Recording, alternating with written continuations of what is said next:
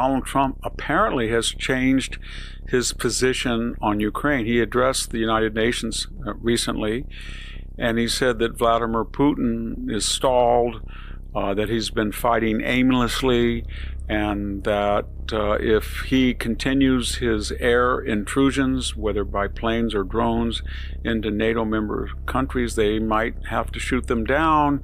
He's also said that if the Europeans will stop buying Russian oil and gas and start supporting Ukraine might be able to take back most of its territory lost after February 24th, 2022, although he didn't intend Crimea or all of the Donbass. What's going on? Donald Trump came into office thinking that Joe Biden's lack of a strategy, Joe Biden's demonization of Putin as a dictator or a murderer, true, but you never really insult your future interlocutor, was short-sighted. And because as president, Donald Trump said, well, he went in under George Bush into George Ossetia, because Bush was mired in Iraq and projected maybe an image unintentionally of weakness, and then there was Barack Obama and the hot mic in Seoul, tell Vladimir I'll be flexible, and the next thing you know, he's gone into Donbass and Crimea, and then with Biden he tried to take it, but he didn't try to take it under me, Donald Trump. And then Donald Trump said, I know Putin, he fears and respects me, so I can cut a deal. What Trump did not calibrate, though, very quickly was that in the worst mistake of his political life, Vladimir Putin went into Ukraine, and he is in a slog, a morass, a World War I trench mess. He has lost over 1 million Russian dead, wounded, and missing or captured. And he thinks that he can wear down the Ukrainians that have 1/4 the population, 1/10 the economy, and 1/30 the area. And so he will not stop. And Donald Trump now has seen that, and he says to himself and to now the United Nations, well, if NATO will stop buying oil and gas, I will start imposing a secondary boycott against China and China and India, and we will starve their income, and they'll have to make an agreement. And then all of NATO will, I guess, be self-sufficient in oil, either from the Middle East, or they'll have to develop their own natural gas, which there's some deposits they've ignored in continental Europe, and they can buy liquefied natural gas from the United States. And therefore, we will starve Russia out, and we will all combine, and we can win. And then he said something very controversial. He said, and they can get all the land back that they lost after February 24th of 2022. As I said, I don't think that's going to happen. Vladimir Putin has, as I said before, an imaginary line of which he thinks if he gets to this point, he goes back to his controllers, the oligarchs, the military, and he says to them, yes, I lost 1 million to 1.5 million Russians, but look how much land I got. I took our borders and I advanced them all the way here. Not just Crimea is institutionalized, not just Donbass is institutionalized, not just Ukraine will never be in NATO, but I've got some very valuable territory. And now we'll have a DMZ like North Korea.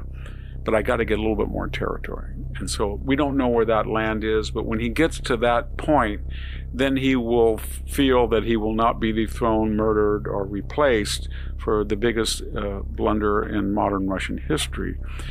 But Donald Trump said something, so we don't know where that area to negotiate is, but it's somewhere. But then Donald Trump said, I think wisely, he said, but we're going to make sure Ukraine doesn't lose. And then he said, they can take, as I said, they can take back all the land. They can't.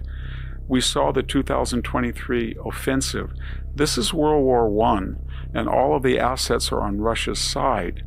And it's trench warfare. And the last time they tried to, in this new type of drone war and artillery war, advance with armor, with American advisors who had been plotting courses of offensive, it was a total catastrophe. They don't have the manpower. They don't have the wherewithal. What they do have are brilliant fighters a sophisticated drone industry that if they are entrenched and they can hold a line where they are, and they can selectively hit oil refineries and munitions plants in Russia, in Western Russia, then they can make it so costly in a Somme or Passchendaele or Verdun like resistance, that Russia will have to come to the bargaining table. In other words, they can bounce Russia back and back and back, because Putin apparently thinks he needs more land to justify this blunder and get a peace. And if the Ukrainians can hold fast and be rearmed and make it so costly that he doesn't get more land, there will be peace.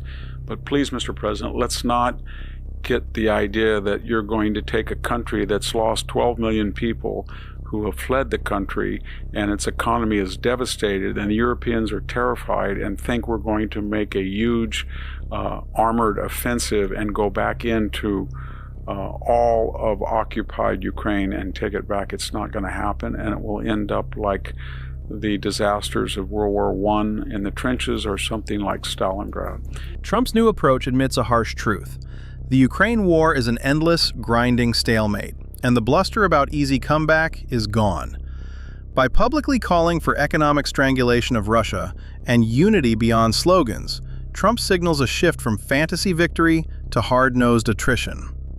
Victor Davis Hanson notes that real victory isn't about grandiose land grabs or shock offensives. It's about making Russia pay such a high price that even Putin's circle can't ignore the losses. Ukraine's best hope isn't retaking every city, but forcing Moscow to the table when the cost to continue becomes unbearable. That's not triumph, but it may be the only path out of the trenches. If you value honest analysis and real conversations, make sure to subscribe, hit the like button, and share your thoughts in the comments. What did we miss, and what should we tackle next? Your voice makes this community stronger. Let's keep pushing for the truth together.